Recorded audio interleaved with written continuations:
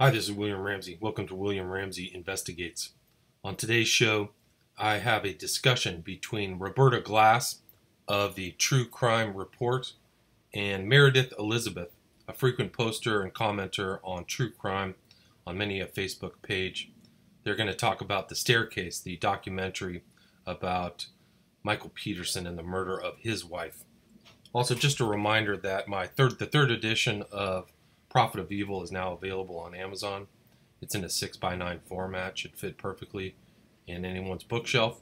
And you can also buy it from my website, which is William Ramsey Investigates. Thank you very much.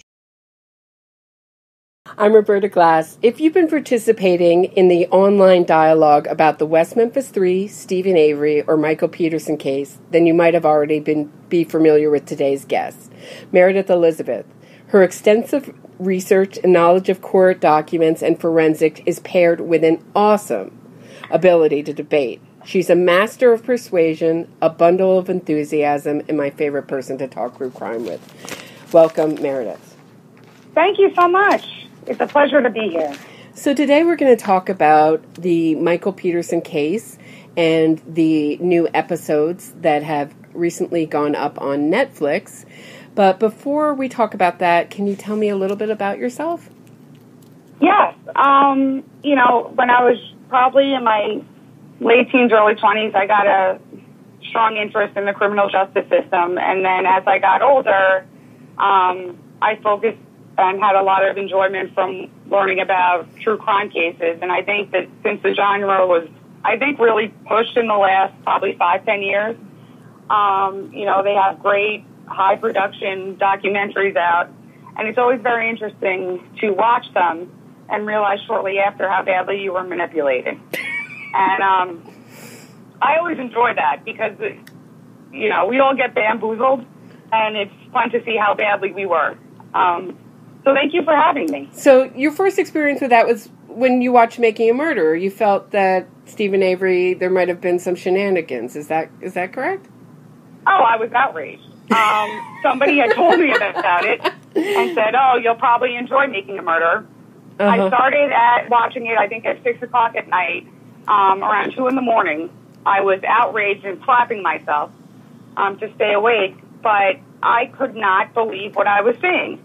And it appeared that these two lower-functioning men were, especially Brendan, the 16-year-old nephew, were just absolutely railroaded.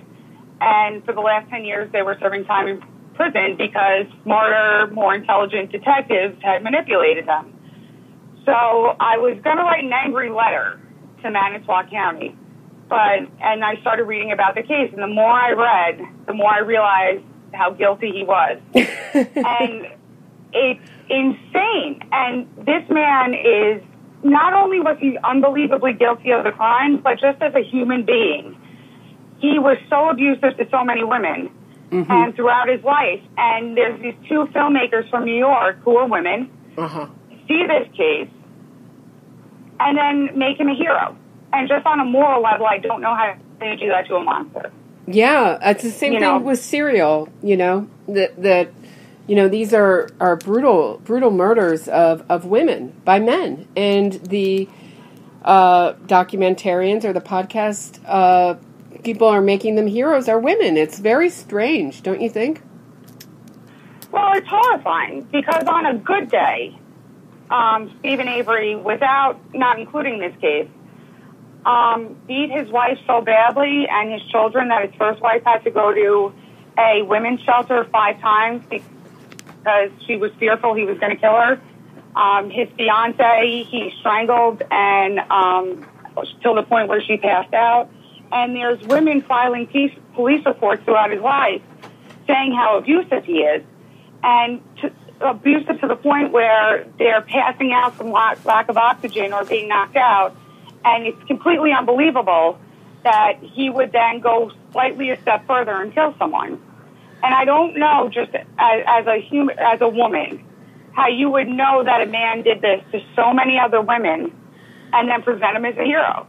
I don't know how much money that takes. And only a couple million. Right, and also when his girlfriend or I think she was the fiance in the documentary. Do you remember her name? Jody. Jody Stokowski. She came out and did that interview. I was shocked by the reaction of the people who didn't believe those stories. I mean, it was first of all, the guy killed a cat brutally, cruelly.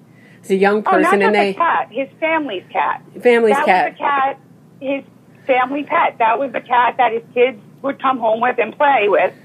One night he gets drunk with his friends, pours gasoline on it, throws it in the fire. It runs out of the fire. He then throws it back in the fire. So not only is he just killing a cat, but then you have to wake up the next morning and explain to your kids what happened to their pet. I don't know how a father does that. No, and as someone who's, nearly lost their life in a fire, I don't think people really understand the horror of it until you've been close up on it. And I was out on the documentary with the cat killing. So, and also I had the experience of watching the West Memphis 3 documentary, which I think is really like was my best education into how you can manipulate the public. Not just with the documentary, but with the celebrity support. And then you have the buying off the parents.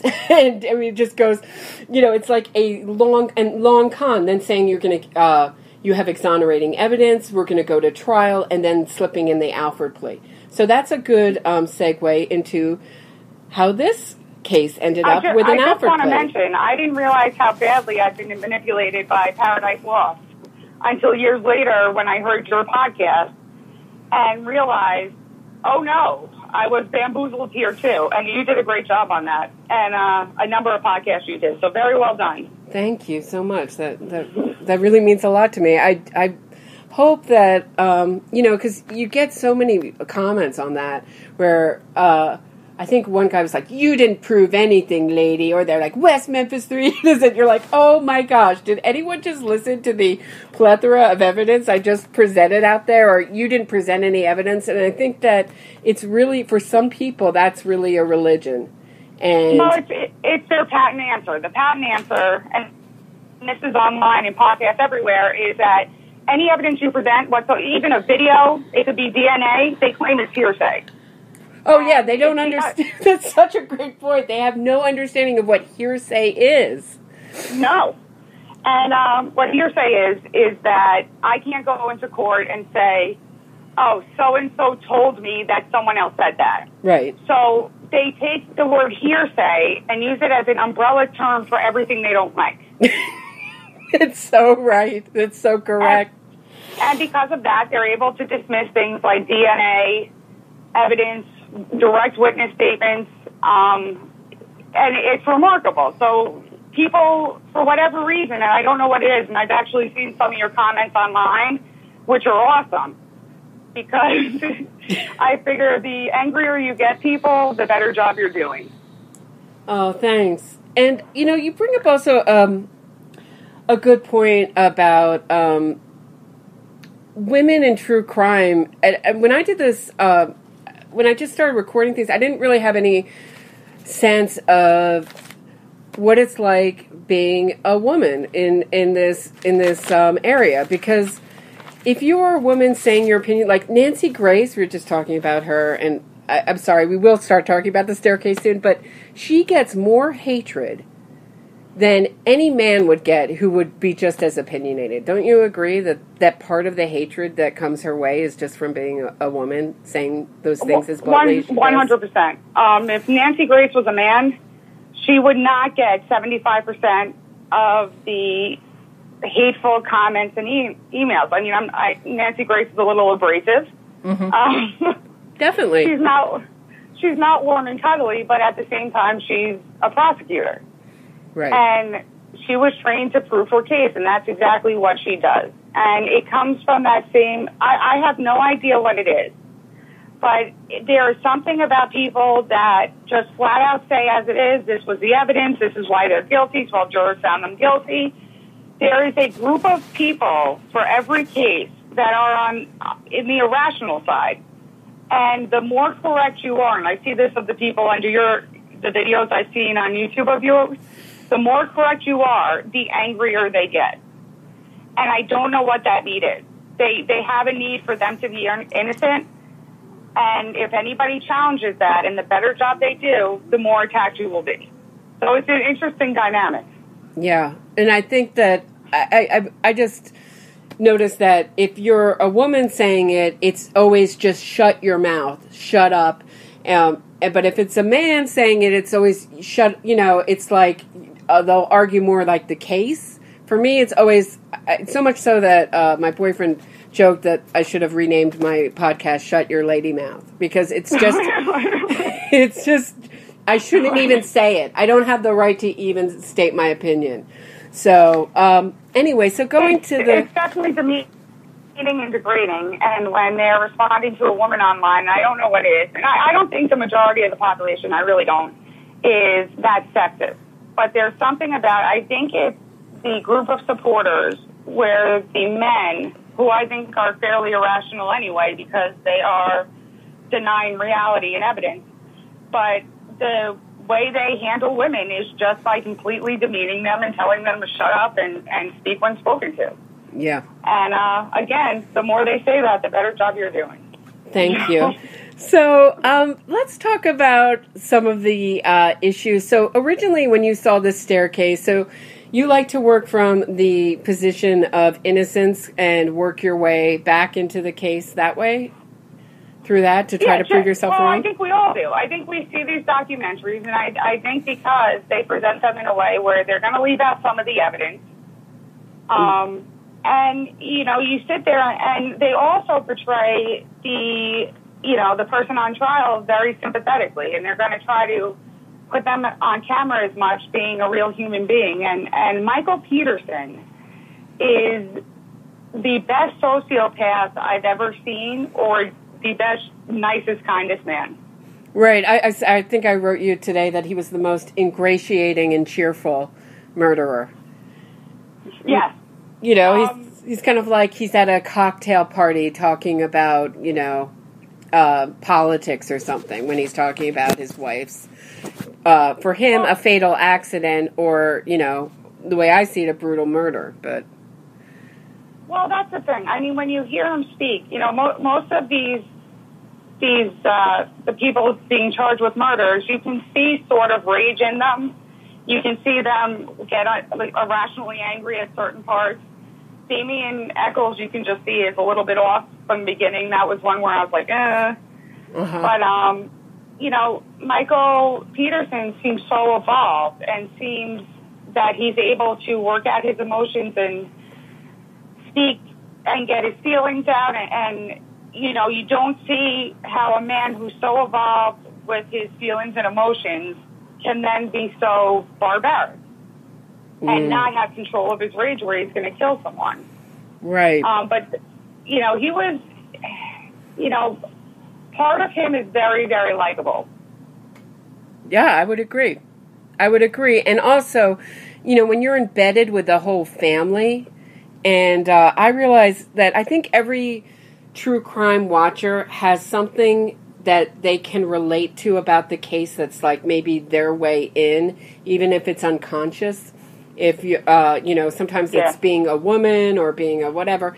But, as a daughter of a writer, and when I understood or recognized the dynamics of a family where, someone is making their living from their specialness. So it kind of takes on the dynamic of everybody supports in the specialness and kind of protects them because it's a hard, ego-bruising job. So they're kind of like when they embed themselves, when the filmmakers embed themselves with the family, you relate so much to the family and you take on the position that anyone threatening the family is the enemy. Whether it's the prosecutor and also the filmmaker on the staircase actually literally embedded Michael Peterson for the last decade. True. The editor was Michael Peterson's girlfriend, right? That's what you're referring to?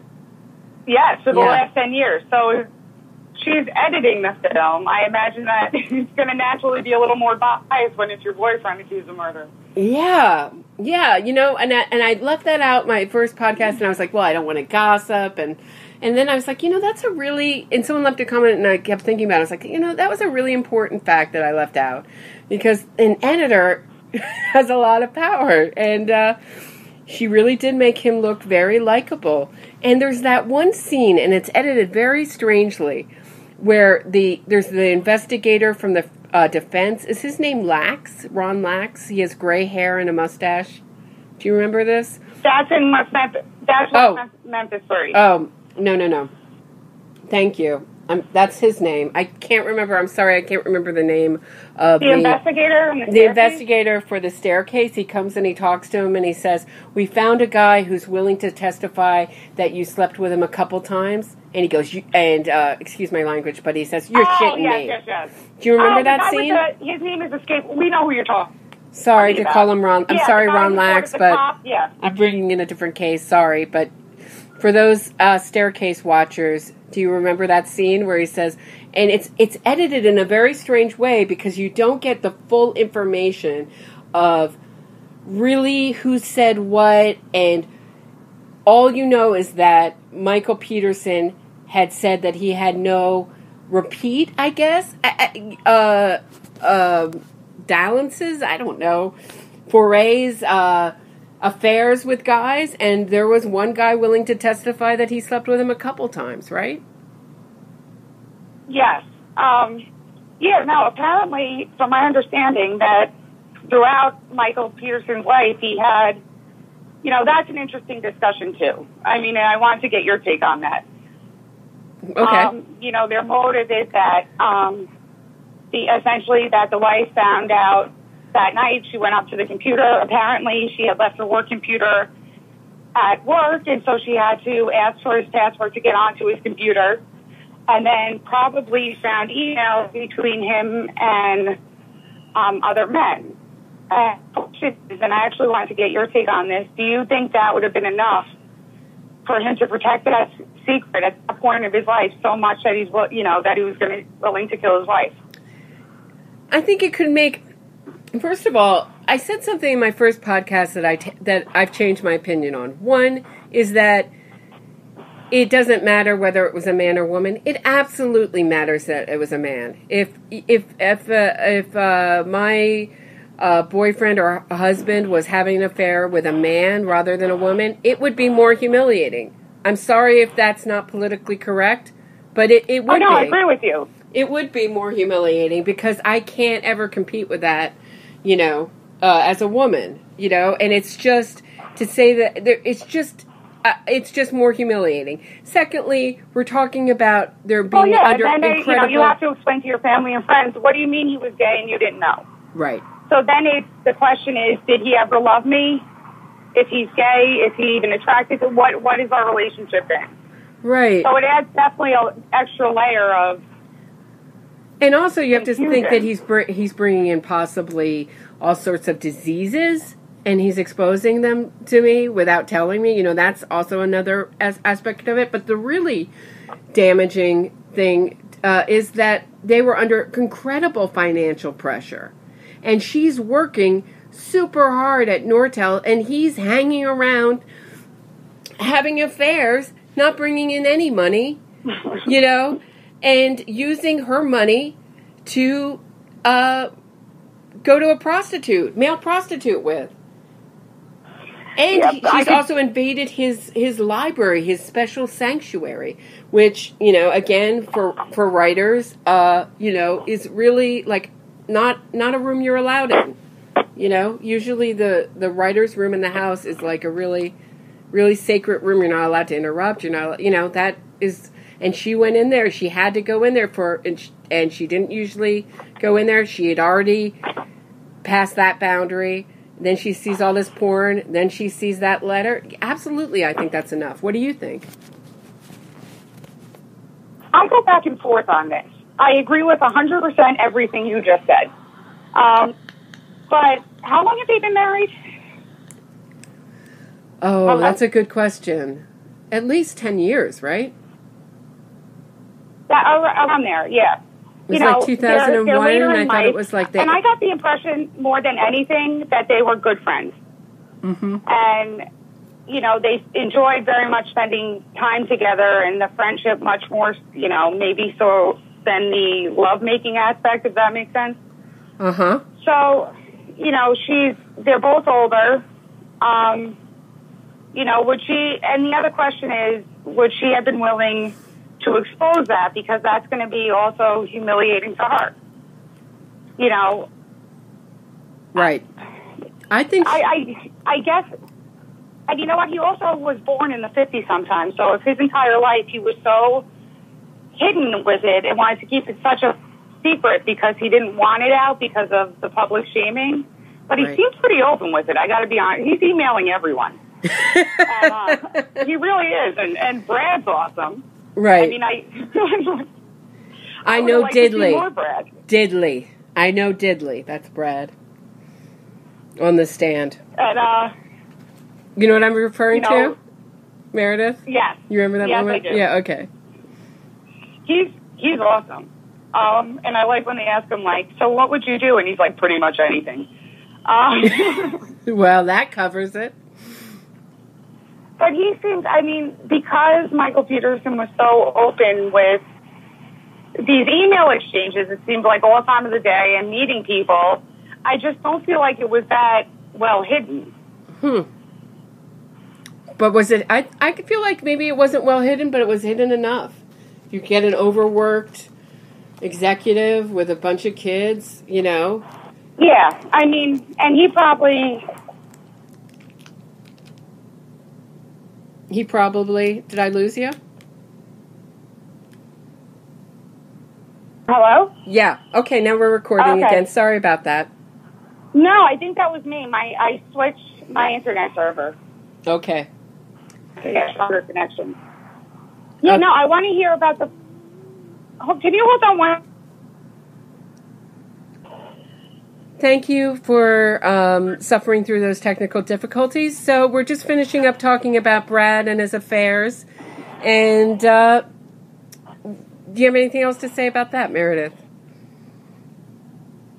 Hello? No, I think we pretty well covered Brad. So let's talk about the blowpoke. I think we pretty well covered Brad. Let's talk about the blowpoke. Was it a blowpoke? What now? I would love to hear more about the blowpoke, quite honestly. So tell me, can we just cut for 1 second? Okay. The blowpoke. What would you like to know about the blowpoke? Hello? Yeah, what would you like to know about the blowpoke? Oh, my apologies.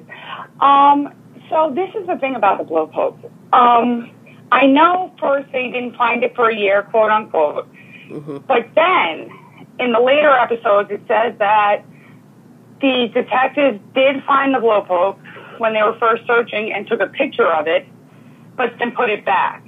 But I know that there's some information out there regarding he ordered a different blowpoke or a third blowpoke. Right. And, when he ordered that is really, I've heard he ordered it at the end of the trial. I've also read that he ordered it after the trial was over. So there's an article where Hardin says, well, maybe he wanted to give them out as gifts. I really have to do a little bit more research, to be honestly, about when that blowpoke was purchased and how did he purchase. If it was after the trial, then how did he purchase it from prison? You know, is that... He would have to get... Yeah, that would have been kind of difficult because he was, you go directly... I believe he went directly to prison. He didn't have any time. He was, taken into custody right away, you see, at the end of the staircase. So, I don't know. He would have almost had to have somebody order it for him. So, I don't know. But, when defense lawyers make claims like that without showing proof, I'm so skeptical because I've had the experience of the West Memphis 3 PR team just saying things and throwing them out there. Wait. Hold on. I think we should just edit the blowpoke part out then. So, Meredith is saying that my answer was, not significant enough that you wanted me to edit that part out, but I argued to leave it in for the reason that I think it's a good thing to talk about when when did he order the blowpoke? If he ordered the blowpoke, was that a replacement blowpoke? Where is the tip of the blowpoke anyway? And could it have been a blowpoke? And I think that Candace was correct, and that's why she became such the villain. That she got his number in all ways, including the blowpoke, and that is why she is the most hated person in Michael Peterson's life. That is my new theory, is that it was the blowpoke. You know what? And also, I saw that the prosecution essentially was saying that it needed to be lightweight enough where she had blunt force trauma to the head. So she was hit with something, and it had to be something that was lightweight enough and small enough where you could use it in the staircase. And also, there were 2 marks in the stairways themselves on the wall. Oh, wow, so I didn't know that. Apparently, the end of the blowpoke matched up with the 2 marks they found in the wall. Wow. That's a really great detail. I didn't know that. Because, where's the tip? And was that spot of blood, I always think it's his son helped him get rid of some of the evidence. The son that wouldn't talk to the police. I'm forgetting his name right now. Help me. Todd? It's either Clayton or Todd. Todd was the one. Clayton was the one who got in trouble for trying to bomb Duke, I believe. Make a pipe bomb. Yeah. Sure. I mean, they look so wholesome, don't you? And then you're like, oh, my son Clayton got thrown out and spent a year in jail for making a pipe bomb and Duke. It's so bizarre. How is that not investigated? Like, that was just sort of, brushed over. Yeah, I think that's something that... They refer to his troubles. That's a little more than trouble. Trouble is he stole a Snickers. Trouble is not he made a bomb threat. So I don't know how that was so easily glossed over. And then they mentioned, we're like, oh, okay. I don't know why. Yeah. It's just, it's bizarre. But, I just kept thinking, about where he says, if I wouldn't be in this trouble if Candace had kept her mouth shut, and how she is really the thorn in his side. And why would she be such the thorn in his side? The other sister also thinks he's guilty, but she's the one who put it all together. That's my thought now, after being skeptical about the blowpoke, because the first murder, the wounds look so much like it, and there's no blowpoke around, right? So that may have just been the stairs themselves. They're him bashing her head against the stairs in Germany. Liz Radcliffe's skull is what I'm talking about. I mean, so sad. and she had similar head wounds, right? Right. And, how did that happen? And I was actually thinking about it. And the other, point that I raised to you earlier was, when you're watching the staircase, you only see the crime scene once. And it's in the first or second episode. And you say, wow, that's a tremendous amount of blood. And then 8 episodes go by, and they only keep talking about little, showing pictures of little small areas of the blood. They don't show the entire scene. So you almost forget. Mm-hmm. I saw the second episode again. I was floored. That's a tremendous amount of blood. There is absolutely no way that came from a fall. And his story after that was, I think it's a fall. I assume she had a fall. But I don't know any reasonable person who would look at that crime scene, see blood 8-9 feet up into the stairway, and say, oh, that must have been a fall. So that's a red flag for me, too, because I don't think any reasonable person would see that and see blood everywhere, blood all over her feet, all over her clothes, and think that's from a fall. How could that be from a fall? Yeah, there's a few comments in my comment section that say just that. And he said something interesting where he said, well, I thought they were asking about the owl theory and the fall down the stairs. And he said, well, I thought it was a fall, but nobody's buying that. And what do you need people? You don't need people to buy the truth, but you do need people to buy a lie. So I thought that was an interesting way to put it. That's a very good pickup. Where if you're telling the truth, you don't care if people buy it. That's the truth. But it's interesting. That was a very good pickup by you. I don't remember that. Yeah, that was a post staircase interview, I believe. But I think maybe we're going to have to do a part 2 to deal with. There's so many different things to talk about. Dale Deaver, could they have?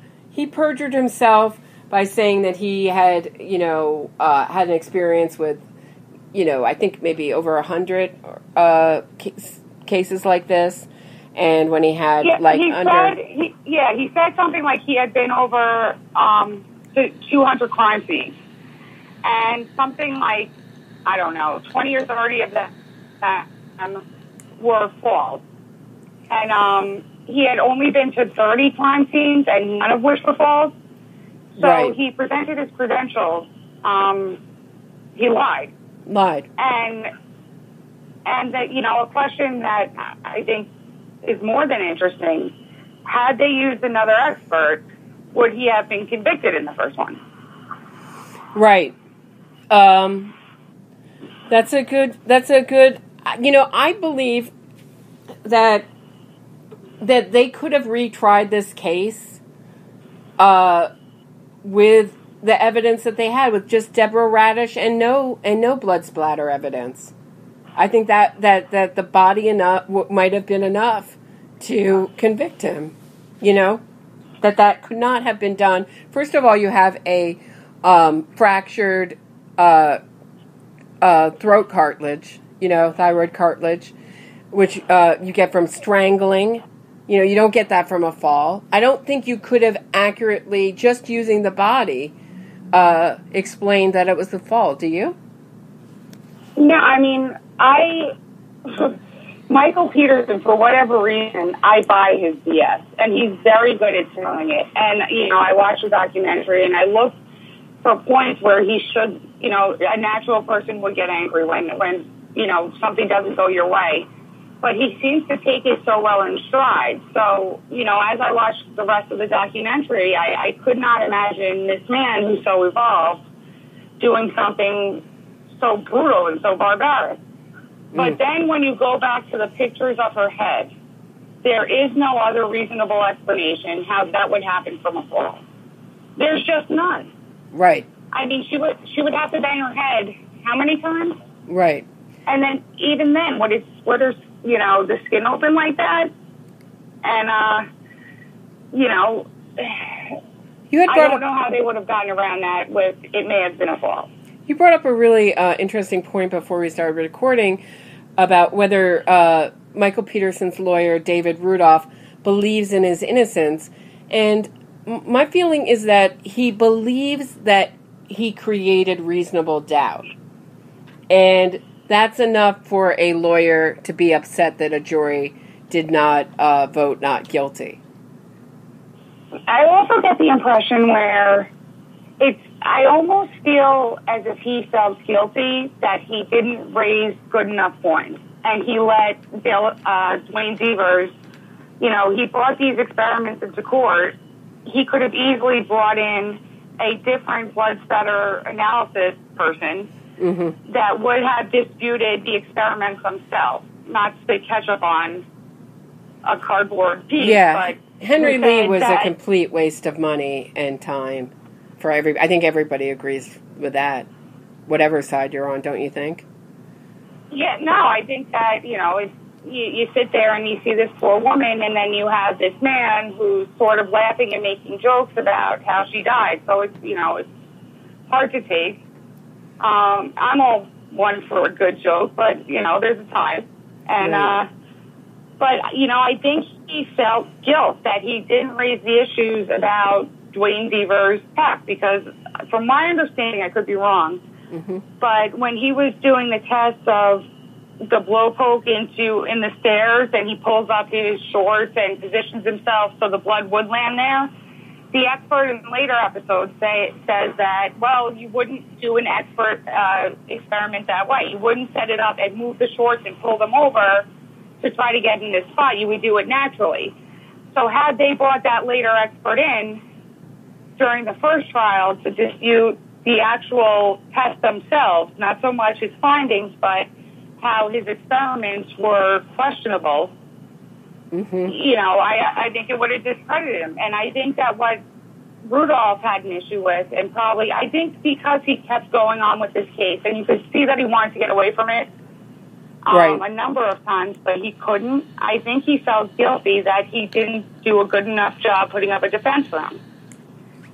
Right. And that Devers apparently played a big role in getting him convicted. And I think that when you look back, there's so much more he could have done to discredit him just by discussing the experiments alone. That's a really interesting point. Yeah. You know, and I thought it was very telling when David Rudolph on the new episode of The Staircase said, "No, I'm not going to represent you. I just can't do it." And Michael Peterson really wanted David Rudolph, even though he lost the first case, to represent him. And I think that was that people who believe in Michael Peterson's innocence, their ears should really prick up. That there is a lot of other evidence that is very damning towards Michael Peterson besides the blood. You know? Yeah, I don't think he thinks he can win it. Yeah. I think it's I don't think he wants to be a two-time loser. I think the Alford plea is the luckiest thing he could get. Well, I think that what happened there, and I think that in all the Alford pleas I've heard about, the most legitimate reason to take one is Michael Peterson, because you see his kids, and irrelevant of him and how he feels and him being in prison, you know, through a father's eyes, you're looking at your kids and you know, the girls, and you have to, when he's on trial for a year, they're going to be up in court, they put their lives on hold, they have children, and is it worth it? If your family is going to love you no matter what, which those kids clearly would, is it worth another trial? And also, for the prosecution, these are expensive trials. They are overworked. I cannot, I didn't really understand that before I really started looking at true crime cases, how overworked the state is. Oh, yeah, and then the amount of money, it's something like for a new trial is going to cost the state $1 million. It's somewhere in that area. So if, you know, and they would have had some problems in the second trial. Their blood expert was completely discredited. So now what happens is, because that blood expert in other cases had withheld exculpatory evidence. Right. The great Taylor case. They can raise the issue in court. Mm-hmm. Well, what did they withhold here? Right. And the biggest problem they're going to have, or they would have had, is that when Wayne Devers got the instruction to test her clothes for DNA and whose blood was on it, why didn't he? Right.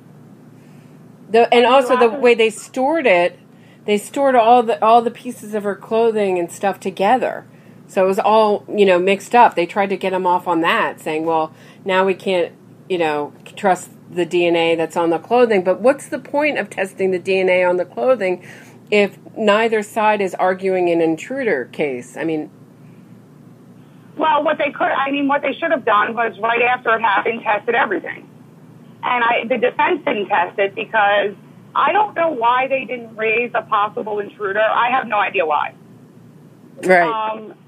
That would have explained everything a lot better than she found. That could have explained the things on her, you know, the wounds on her head and everything else. That would have been the best defense for him to raise. I don't know why they didn't.